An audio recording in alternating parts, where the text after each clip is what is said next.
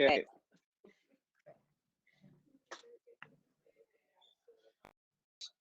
Started. Are we good? Okay. Hi everyone. Welcome to the panel on broadcast mechanicals and streaming mechanicals. Hope you're all good. It's lovely to be here in LA. It's lovely and sunny and warm, and it's great. So we've got a lot to go through today, and we'll try and be quick. But essentially, this panel is about trying to explain to you what broadcast mechanicals are, and then going on to streaming mechanicals afterwards. And very lucky to have three beautiful and lovely experts here on board. And I will ask each one of them to introduce themselves firstly, and to let you know who they are and what they do. So without further ado, Cecile, if you want to start. Yeah, pleasure. Morning here. I'm Cécile Bernier. I'm the general manager of Bout de Musique France, which is the subsidiary of Bout de Musique Group, a German publisher. And I'm a current board member at SACEM as well. So here I am to talk about broadcast mechanicals and other mechanicals related to streaming. Thank you, Cecile. Lovely to have you on board. George? Hello, everyone. My name's George Hyde. I'm a music lawyer that runs its own consultancy called Music Affairs. We provide specialized legal and commercial advice to owners, creators, and users of music for media. So very focused on this area of the world, in particular production music. And before this, I used to look after legal and business affairs for BMG Production Music globally. So I'd hope I've got a decent knowledge of what's going on around the globe, in particular with reference to mechanical royalties. And yeah, looking forward to chatting. Thank you, George. Lastly, but not leastly, if you can say leastly, Alex, hi.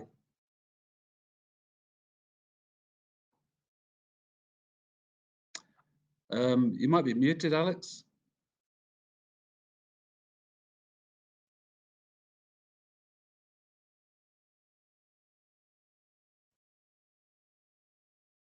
Sorry about the technical problems.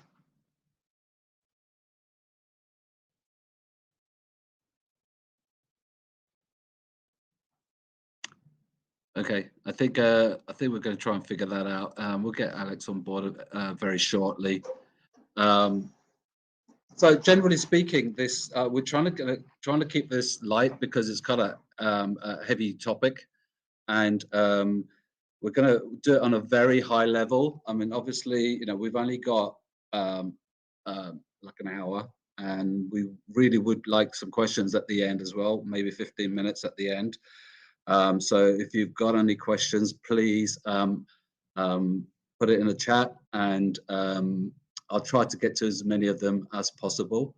Hopefully get Alex on board any second now. And let's see what's going on. I think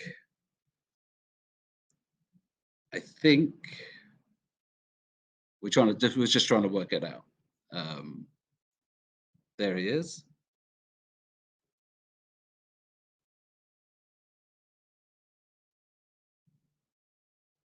No, still no, Alex, sorry. Very sorry about this, everyone.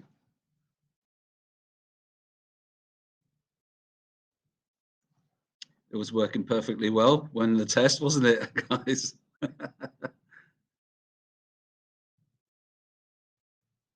Okay, I know that we're short of time. Whilst we're trying to work that out, we're going to firstly go through broadcast mechanicals, which is the more sort of traditional way, and then we'll continue a little bit later on streaming, which is kind of like the new way. And if we can, perhaps George, you can start off with sort of like a brief history of what collective licensing is, and and what if you can move on to broadcast mechanical royalties as well after that. Yeah, of course. Hello, welcome back, Alex. Hopefully we can hear you. If not, well, pretty picture to look at. In the meantime, let's crack on with the fun topic of collective licensing. I think this probably will help frame the topic, and as Jay has kind of rightly said, it's a intensely dense and complicated topic. So a lot of, I think, what we're going to talk about and what I'm going to talk about in particular now is very high level. It is very generalized, and I couldn't possibly comment on every single nuance of every single individual licensing structure globally. So it is going to be high level, but any questions, then we can chat later if that's helpful. So first of all, collective licensing. In a kind of broad sense, it's something that I would hope most people on this call attending this session would understand. So you probably would understand it in the context of performing rights generally. So you would have a local performing rights organization, which is responsible for collectively licensing the performing right for the catalogue of music, which is represented by that relevant performing rights organization.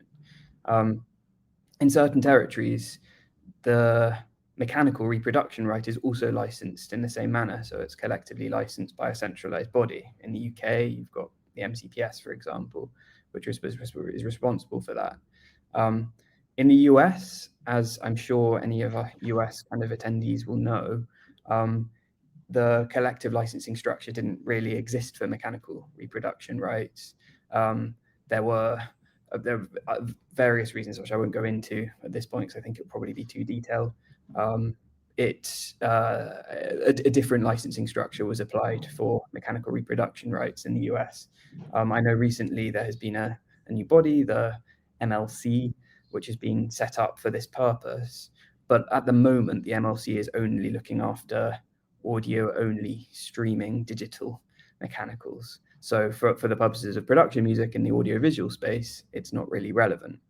So collective licensing is where you have a body which is responsible for licensing en masse in the same way that a performing rights organization would do reproduction rights. And that would include synchronization, so something we should all be familiar with, where music is reproduced within an audiovisual content, but also covers where that reproduction might take place through broadcast. So to give you an example from a UK perspective, the MCPS, centralized body for collectively licensing mechanical reproduction rights, might enter into a blanket license with a broadcaster. And under that blanket license, the broadcaster would be given the right to synchronize music that's owned by production music members into that broadcaster's content. And when that right is exercised and a broadcast takes place, a mechanical reproduction takes place, and then a mechanical royalty is generated.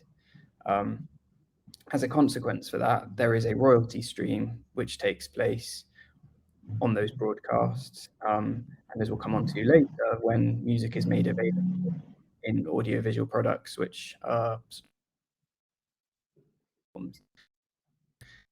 in much the same way that you would expect to receive some form of residual performing rights royalty, performance royalty, which I'm sure is a concept we're all familiar with. In many territories around the world, mechanical royalties are generated from broadcasts too. So I think that's probably a helpful starting point. When it comes to the nuances of broadcast mechanicals, I think we're going to dig into the differences between broadcasts and streaming mechanicals later on. Jay, is that right? Otherwise, I can. Yeah, I think so. If I've got this right in my head, like if something's like performed on TV, you get a performance income whenever it's shown. But with regard to mechanicals, it's more so the actual either the physical or the digital product that's been used to broadcast. Would that be sort of correct? Sort of. So again, going back to this context, sort of concept of collective licensing. Let's look at the US for a second. Generally, you will have production music companies will enter into blanket licenses directly with broadcasters, and those blanket licenses will provide a sync right, so that therefore the broadcaster and its individual production centers are able to synchronize music from that production music company's catalog within the audiovisual content that they've produced, and then it will be broadcast. Where there is a collective licensing body responsible for that synchronization, that will in itself generate a royalty. So whereas blanket licenses that are entered into directly with, say, for example, US production music libraries might generate a sync fee, which is paid directly to the library. In areas where there is collective licensing bodies, the sync fee is generated through the mechanical royalty. So that's kind of where that income comes from in the context of traditional broadcast mechanicals. It's principally from the synchronization that takes place, the reproduction for the purposes of synchronizing. So there's a difference between the US and Europe. Correct, because of the absence of a collective licensing body in America responsible for audiovisual synchronization licensing. Right, I understand. Okay, thank you for that. We're going to move on to Cecile now, and because Cecile works in Europe, she's based in Paris in France, and Cecile, if I may, so if we're talking about which territories pay for broadcast mechanicals, and kind of like what is the difference? What's the landscape like in Europe for broadcast mechanicals? Could you please explain a little bit about that? Well, we are, as George said, we are really used to have our mechanicals collectively managed. So since you have the idea of a broadcast mechanicals, having it managed collectively by your society is something that flows naturally.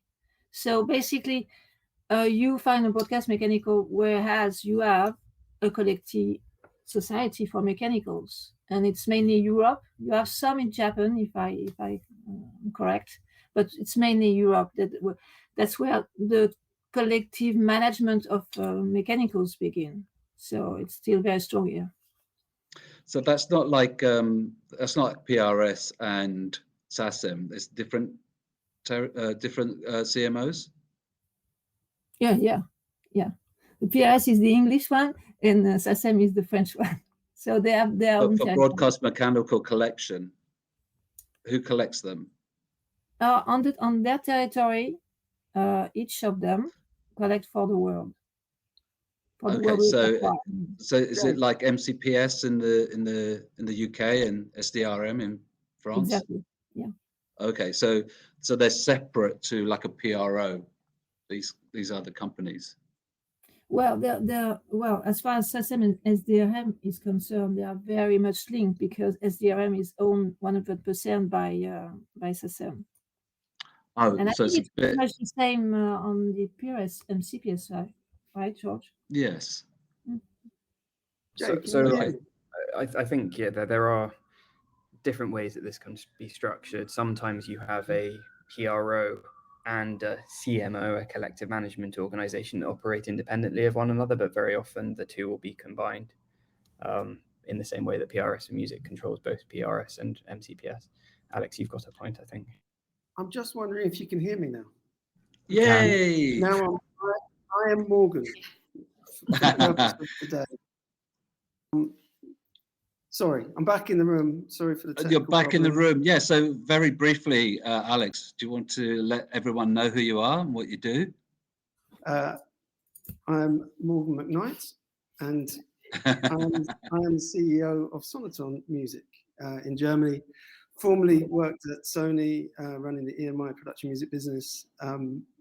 So I have a kind of global view of the world, but I am rapidly learning the ways of the German music business, having relocated to Munich. So I have a kind of UK focus, German focus, and I have a kind of picture of the world from my previous roles. Thank you. Lovely to have you on board. So if we could just get back to sort of what the landscape's like in Europe for broadcast mechanicals. Cecile, like if I'm a composer in France or in Germany, and I have a publishing deal and I get my statements, would I be likely to see a lot of income from broadcast mechanicals? Well, the proportion between performance and mechanicals on broadcasts at SSM, for instance, because it's each of course society has its own Split. rules. Sorry, it's 75-25. So 75 would be performing and 25% would be mechanicals on the global payment of a TV station. It's 65-35 as far as radio is concerned. Okay, so it's Okay. it's a big proportion. It's like a quarter. Is it Yeah. for the? Ah, okay. And Alex, lovely to have you back. So can you please try to explain to everyone, how broadcast mechanicals paid to publishers and how they paid to composers for a start? I think it depends as to how the revenue flows. So if you're a composer in a as a direct member of Gamer or any of the other Beam societies that manage the mechanical and the performance aspect, you get paid your mechanical directly by the society. And if you're, I think from memory, in Germany, that's the composer receives 60% of the mechanical, the publisher receives 40. If you're a UK composer, and unless you're a member of the MCPS, or even if you're a member of the MCPS, you'll give the right to your publisher to collect 100% of the mechanical, and then your publisher will pay you your share of mechanical. So, so it all depends from a European perspective who you're affiliated to and who your publisher is as to how the revenues flow. So how would that be different if I was a US-based composer? Well, if you're a US-based composer, but you're writing for a UK library, for instance, then you'll typically sign a contract giving your UK library the ability to collect 100% of the mechanical from the MCPS. And then depending on your contract with that UK library, they will pay you a share of that mechanical. If you're, for Sonoton, they have developed a method over the last 20 or 30 years where if you write for Sonoton, and you're an American composer, then you need to get an affiliation with the MCPS, and then your mechanical flows via the society network. So Sonoton don't collect, but that's kind of don't collect the mechanical on behalf of the composer. They expect the societies to pay through, because the majority of our composers are gamer writers, and therefore that mechanical is automatically paid by the society directly to the composer. But that, I think we're the only company I'm aware of that do it that way. Typically, if you're an American writer, you can give the assignment, or the publisher will take the rights to be able to collect 100% on your behalf and account on. Okay, so what if I'm a US-based publisher and I am working with European composers?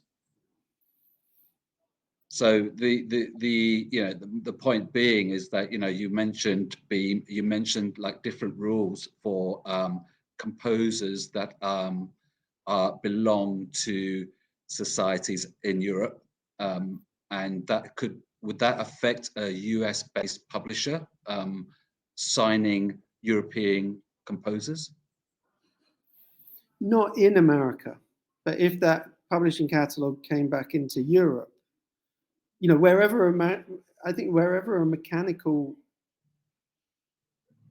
right or royalty is present, if you're a member of Gamer, you're exclusively a member of Gamer, and your mechanicals as well as your performance. I think everyone understands the notion that your performance. Well, in America, I know the performance societies are non-exclusive, and you can move your rights around or opt in, opt out.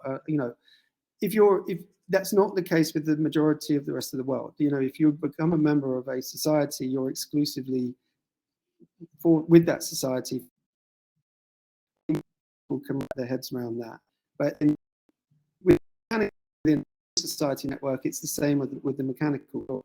If you're a member, you're exclusively a gamer member, and the gamer have the control mechanical performance, which in a lot of respects is a very good thing, because your rights are protected by the collective organization and rights of gamer. So to come back to your question, if you're German and you're writing for an American library and you're being exploited in America, there is no mechanical, so there's nothing to adhere to, and the business is done in the way the business has always been done. But if that American catalog came back into Germany, then, and you're a gamer member, then within the exploitation within Germany, gamer would expect to be able to collect and pay the composer the mechanical that's due.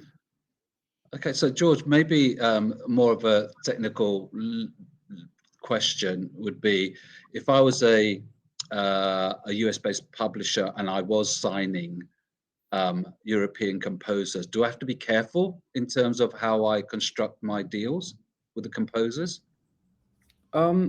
So no, as Alex has kind of alluded to, it's really if you're a US-based publisher, then you probably will be operating on agreements that are governed by the relevant laws of the jurisdiction in which you are in America.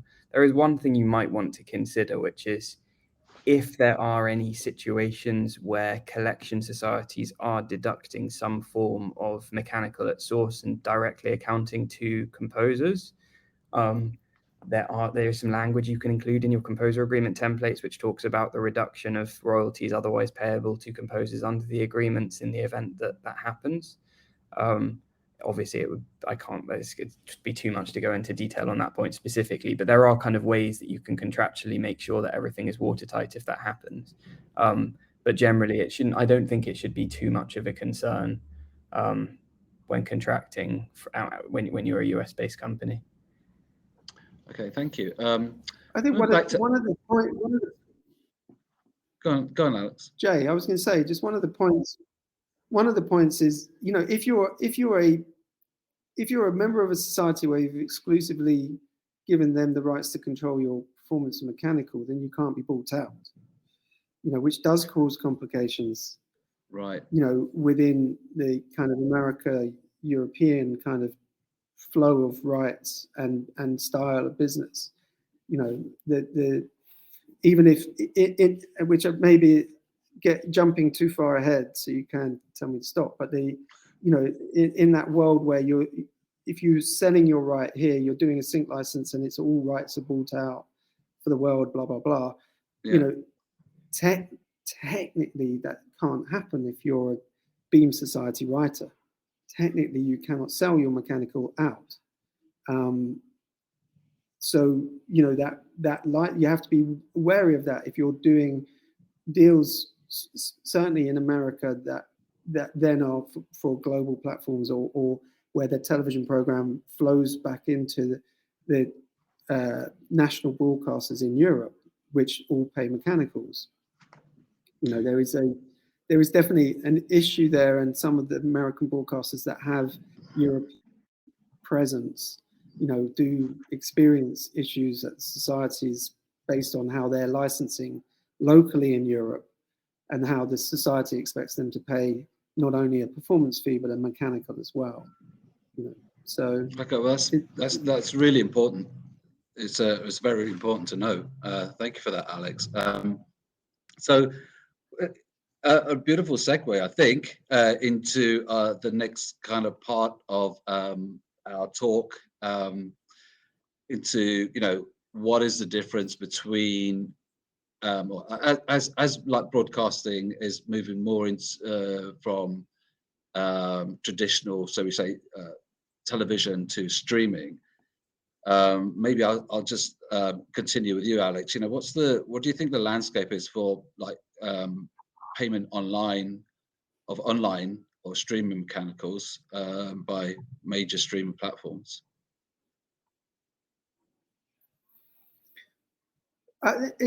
It depends society to society, and I don't have intimate knowledge of every European territory, but if you take the main streaming services, they're all fully licensed within Europe on a territorial basis.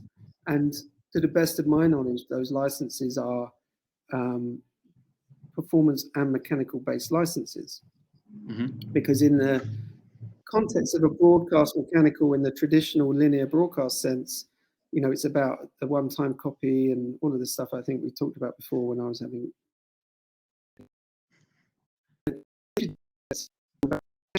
and about the fact that there's a copy every time you stream, you're caching on a local level, and there's definitely a mechanical aspect to every stream. So, you know, my knowledge of it, you know, I'm from the UK perspective, you know, very much involved in society.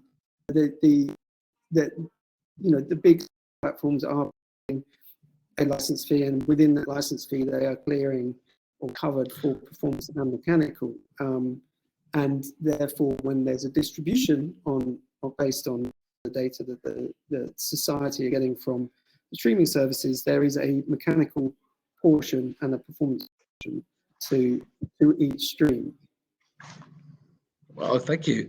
So I think we could probably move on to streaming broadcast mechanicals.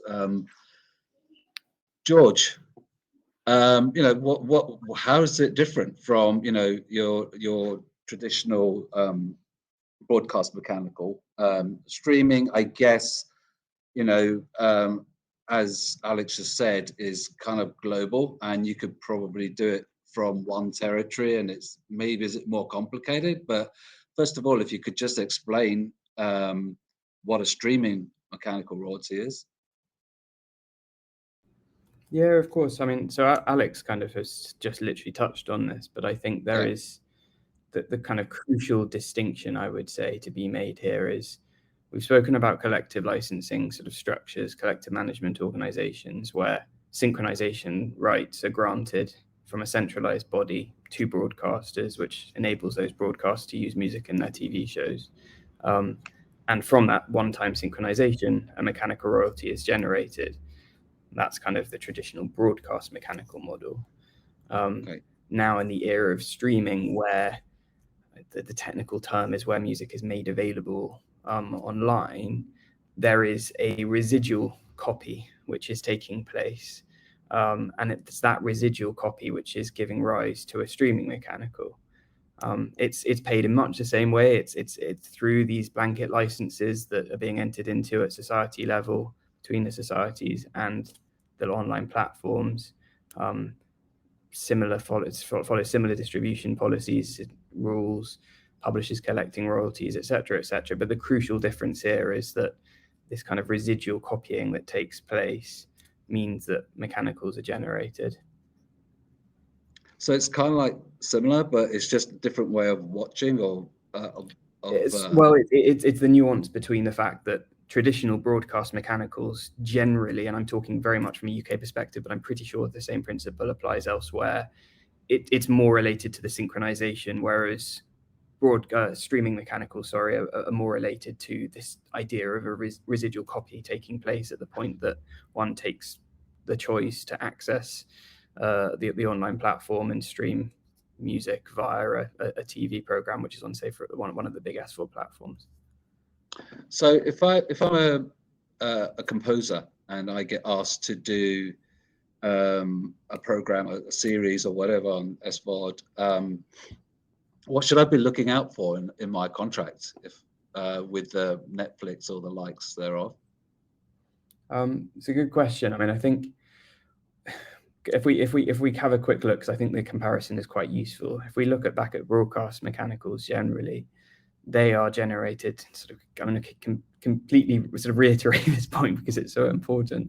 Okay. Generated from the synchronization of commercial music or production music via one of these blanket licenses. Commissioned music sits very differently because it is commissioned by a broadcaster or an independent production company. A fee is paid, and therefore no kind of subsequent reproduction rights need to be granted for that purposes of the broadcast because it's effectively cleared by the commissioning fee. So historically, you wouldn't expect to see a mechanical royalty if you're a composer writing specially commissioned music for a TV program. However, because of this idea of the residual copying that takes place on a streaming platform, if you're a composer writing music which you know is either going to end up on a streaming platform or may end up on a streaming platform, you might actually start receiving mechanical royalties when you otherwise wouldn't have done. So one of the things that I would often see as a lawyer advising composers on composer agreements is royalty streams are often either fully bought out by way of the commissioning fee, or not much weight is really given to the mechanical royalty because it's seen as either kind of relatively valueless, because really in traditional terms it might only be generate when sort of content is either sold overseas or DVDs are created, but now I would say there is actually some value in that mechanical royalty from commissioned music because of this idea of residual copying taking place. So I would say composers that are being commissioned to write music for TV programs now should be very aware of what royalty rates they're able to, having to sacrifice publishing rights via their commissioning agreement. Obviously, the best point for a composer writing this music would be to retain their publishing rights altogether, in which case they can collect 100% of the mechanical royalties that might generate. But we all know in this world, generally, commissioners are expecting to own the composition. So if that's the case, looking at what royalty rates they're able to obtain is a really important thing to do. It's a good quick question for Alex. If as a publisher, if one of your composers wants to write for a Netflix show and it's commissioned, how do you deal with that? Because as George alluded to, a lot of the time the network will want to take all of the publishing. Yeah, well, I mean, as a production music publisher, we don't have any exclusive relationships with composers, so they're free agents. They can do what they want to do.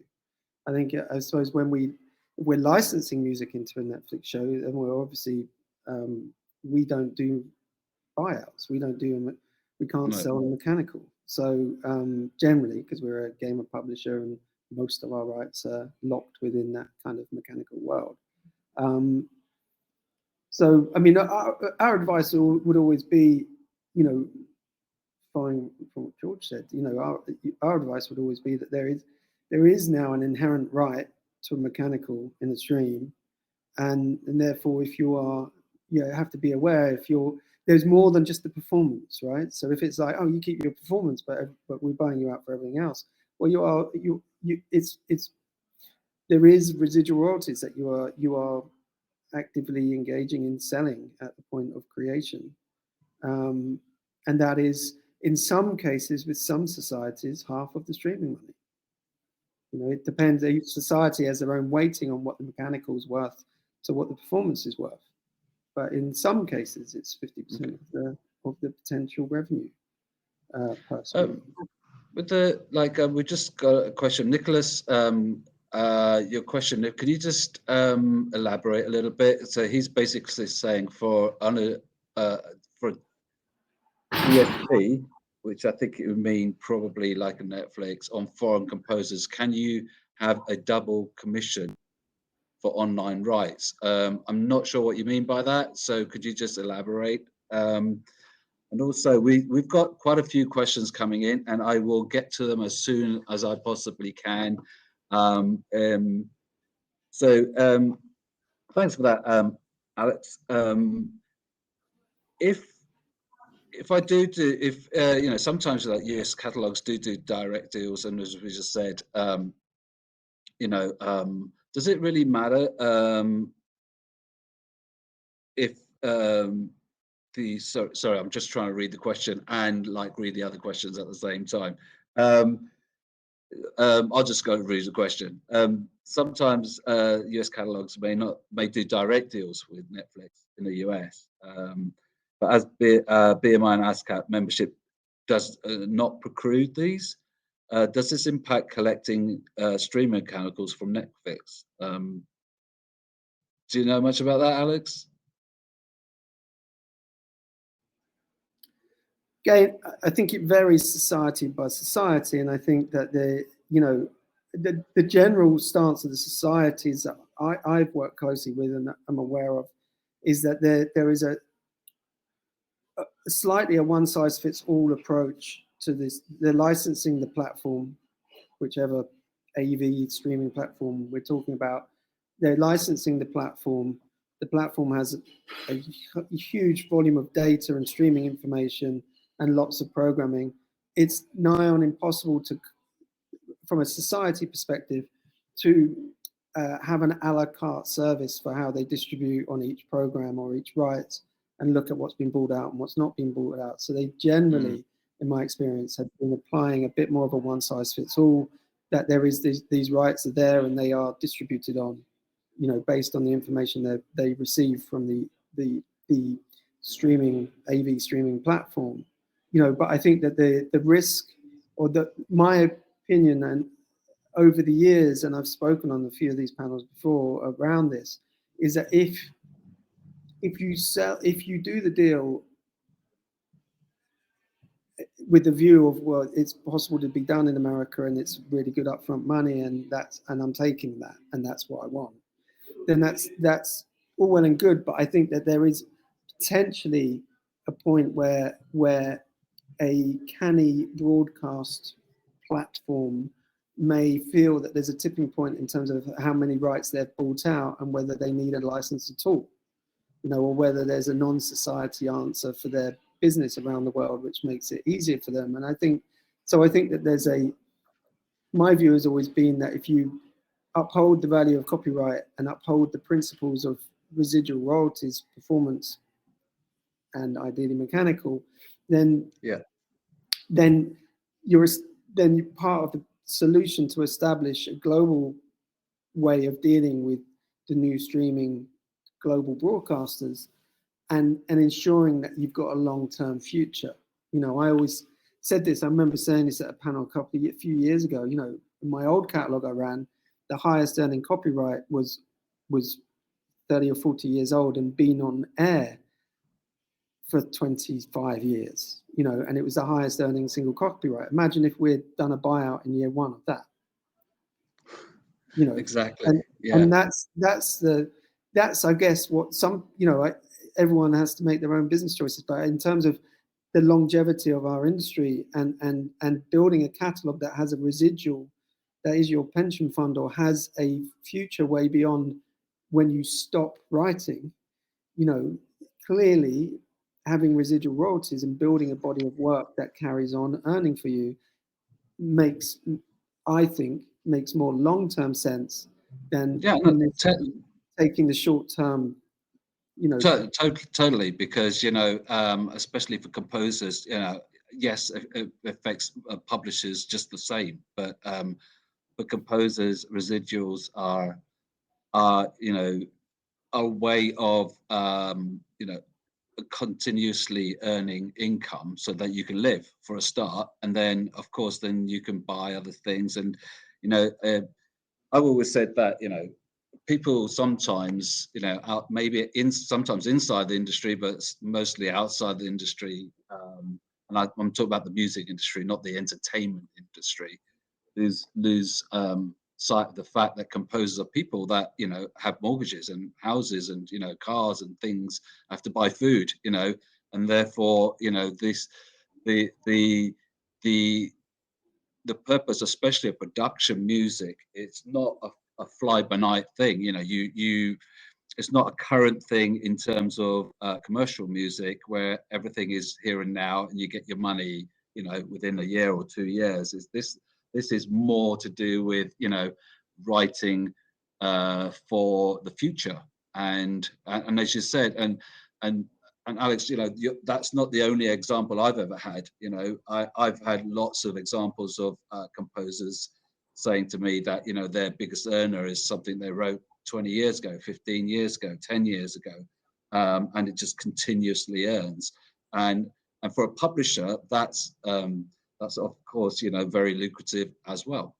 But in terms of like I might throw this one out to Cecile, actually. since you've joined us all the way from Paris. If for Buddha, or you may know, generally speaking, in publishing deals and sub-publishing deals, as you can do more and more deals with global players, how does that affect your sub-publishing deals? Because obviously, some of these companies like Netflix may have production companies all over the world. So when you are giving specific rights in your sub-publishing deals for maybe exclusive most of the time rights in terms of sync, and then you do a global deal. I mean, are you looking at your sub-publishing contracts in a different way for the future, of changing them maybe to include global deals with streaming companies? I'm not sure I get your point, but we don't do global sub-publishing deal. It's territory by territory generally. Oh, maybe I might throw that to say George. I mean, are you finding people coming to you, publishers saying, we've got these deals that where we're sub-publisher deals where we've given them exclusive rights for the territory for various things, and then Netflix comes along and says, right, we want to do a global deal, Disney, Hulu, whoever, all of these streaming platforms, and then do you carve them out? Do you carve out the rights? So you add in the rights, saying, hey, you can have these rights, but we also need to put in a Netflix clause or a different clause? Yeah, it's a very good question. I mean, I think, gosh, this could be an entire panel in itself. The idea of kind of the very historic, traditional territory by territory licensing structure of production music and how that works in a modern era of global exploitation and global operations. It's certainly something I have seen a lot more in the sub-publishing agreements that I've worked on. And frankly, if I'm representing a catalog owner, I will always seek to include something that will enable that type of sort of multi-territory licensing structure, primarily because it's a very important thing, because whilst you're dealing with large global organizations like Netflix who have production centers in multiple territories, they generally will be reluctant to enter into deals for specific territories when they can't control territories. And as a consequence of that, it's quite important to control your rights in that respect. So global kind of multi-territory licensing structure carve-outs has been something that, it is definitely more relevant than it used to be. And something that seemingly is being accommodated by sub-publishers as well, I think, in recognition of the importance and the digital format. New in inverted commas, it's not so new now, but the kind of progressive digital licensing structures that we need. Can I also just quickly jump in? Sorry, there was a question that was asked, but I think it also relates to a point that we were talking about earlier, and I think is quite an important point just to quickly touch on.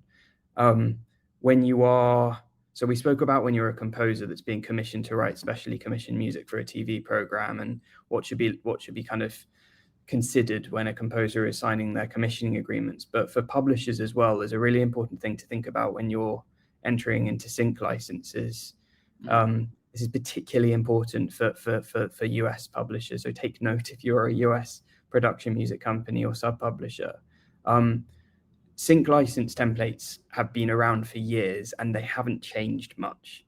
They certainly haven't changed to accommodate, generally, I should say, the residual mechanical royalty and a residual mechanical right kind of being activated in certain territories when music is made available online. This is important because if there is a perception that at the point you are granting a synchronization right in, say, the US, that you are effectively sort of waiving your entitlement to any form of residual royalties that might be generated by virtue of the synchronization license fee that you're benefiting from via the sync license, then you might in some way license yourself out of receiving those royalties. And Alex touched on this earlier, but it is a it is a pressing point to consider, because if you are not expressly carving out those residual mechanicals, then you might find that we are cutting off revenue streams that are incredibly valuable for rights holders and composers. So be very mindful of what's in your synchronization licenses. I expect, knowing, kind of having looked at kind of hundreds of sync licenses on behalf of the clients I work with in the last few years, I would say it is generally not expressly in there. You will often see reference to saying typical language about reproduction for the purposes of creating synchronizations, and then these rights are subject to the rights of the relevant performing rights organizations, but there is generally nothing that deals with mechanicals. And so I would say, if you are ever doing direct licenses as a publisher, take note, take stock, have a look in your sync license templates and check and see if there's any language that addresses this, because if it doesn't, I would say you should probably think about it, because it is something which I would worry could be used as ammunition by the streaming platforms to try to negotiate down their blanket license fees by virtue of the fact that they might consider, oh, well, we've bought out X percentage of mechanicals in the repertoire that's available via our programming online, and therefore we shouldn't have to pay the license fees that we do, which will in turn reduce the available pot, which in turn will reduce the royalties available to you. So really important point. I hope that made sense. That was great. No, thank you for that, George. Cecile? Yeah, if I may, to get back to your previous question, in our sync deal, we are expressly carving out mechanicals, because in France we are very, very attached to the payment of those mechanicals that have to be separated from the sync rights. Okay, you're syncing the music, this is the sync rights. The mechanical, that's something else, another matter. You see what I mean? We really keen on keeping the what's the word? Proportional remuneration of the mechanicals, and not flat fee. You see? Okay, thank you. Sorry. Okay. My English is very bad. No, Cecile. Would you mind just? Can you see the chat, Cecile? Yeah. Could you just have a look at Nicolas's question, because I think it mentions France, and I'm trying to read it and listen to you at the same time. Perhaps if you can just. Yeah, no, I've seen the question. I don't know what it means. Okay. Really. All right. Well, let's try and. We've got 10 more minutes. Let's try and go through some of the questions. And I'm just going to go through the chat and see who's the first. Johnny Clay, question. Okay. Are streaming mechanical royalties payable on all audiovisual material, including advertising spots that are played during a streamed television show, for example? We've already got 4 replies. Sorry. Yeah, sorry. I've been jumping in and kind of answering in between. Oh, okay. Johnny, can you just let me know if your question's been answered, and just put a yes, and that would be great. Nicolas did expand on his question. So David, that's been replied to as well. Okay. Thank you, Morgan. Okay. We're going through the questions. This is good. I think that's it. If I've missed out anybody that's had a question, can you please let me know? Because I can see the chat, but there's quite a few questions on there. But if I've missed anybody out, but if anybody's got a question, now would be a really good time to let us know, and I'll give it a few minutes. Maybe I can add something regarding this Nicolas question. You.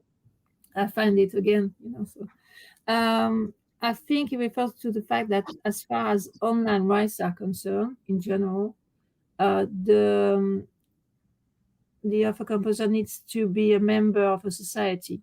So if you're not a member of a mechanical society, you're not entitled to the mechanicals online. That's the rules of online rights, if I'm not mistaken. So it might be what Nicolas is referring to. Okay. Nicola, he's saying he's got a little thumbs up now, so hopefully his question's been answered. Jochen, I think, Jochen, yes, he's got a thumbs up. Johnny, thumbs up. Excellent. Okay. Anybody else? We've still got a few minutes.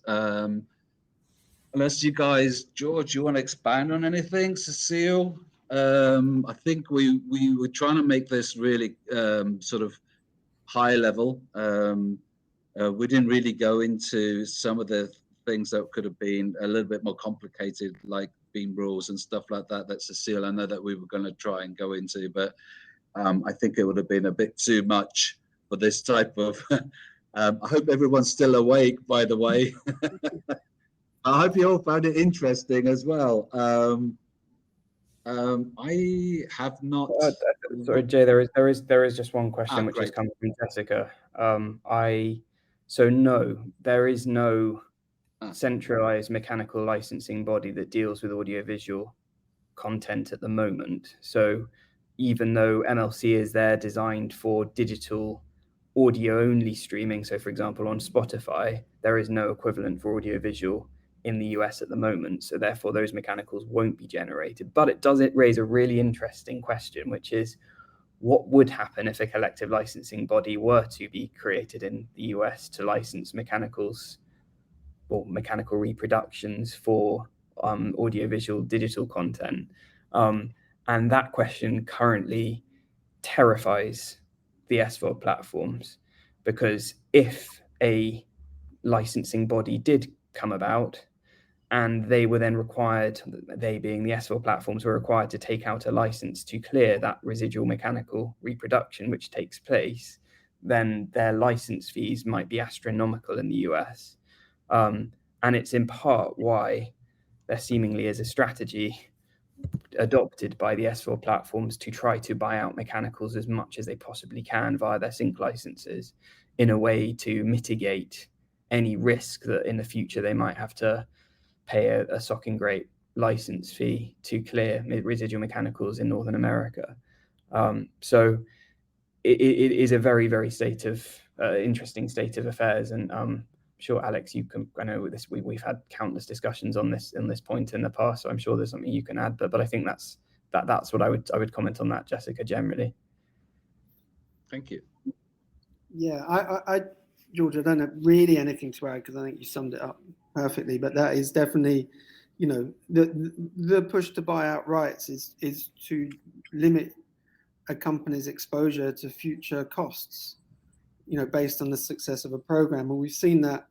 I mean, you can look in a non-contentious way. You can look at the computer games industry and their drive to, to generally buy out rights and do commission music rather than use libraries or even commercial music within gaming on a wide scale basis, simply because there was an exposure to the mechanical in creating a huge one, right? Videos.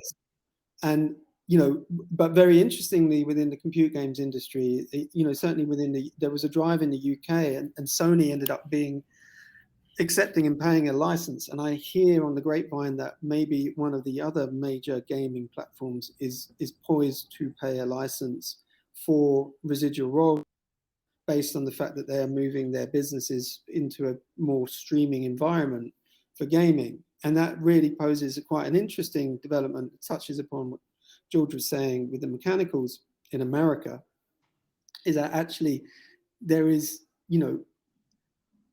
the gaming industry, and for publishers or library publishers like myself, there's potential to earn residual royalties for the first time, in the future, as that moves online, as it's been defined that there has to be these residual royalties paid in performance and mechanical.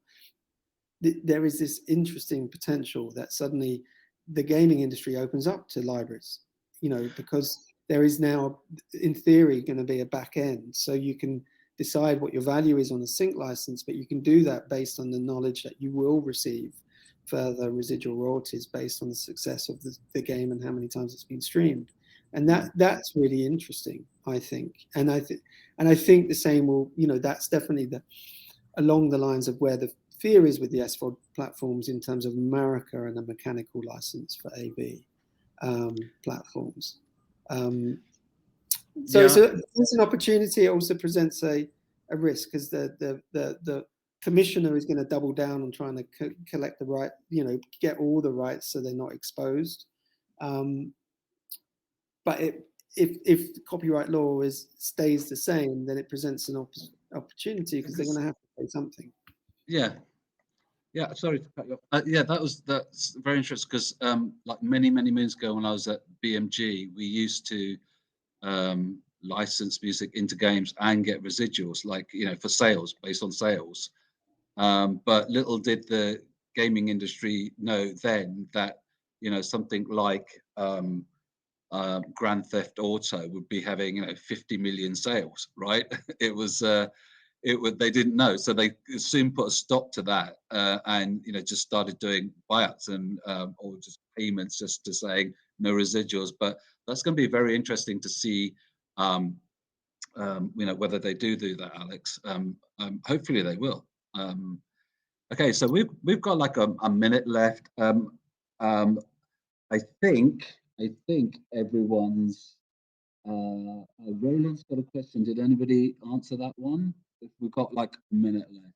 Buyouts agreements signed in America apply in Europe or other territories that do not recognize buyouts? That may be one for George, very quickly. Yeah, I mean, just really briefly, high level.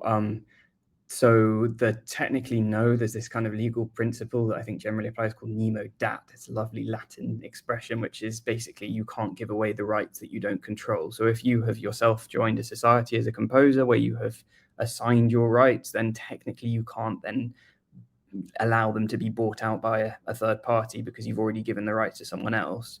In practice, the answer is far more complicated, and I don't think. Okay, we may have to. You may have to take that offline, Roland. We've got 20 seconds. Listen, George, Cecile, Alex, thank you so much. Thank you, Morgan. Thank you, PMC. I hope you've all had an interesting time. We're all here. George and Alex and I are here. Cecile, merci, bonne nuit. And thank you all. See you all soon. Bye. Bonne journée.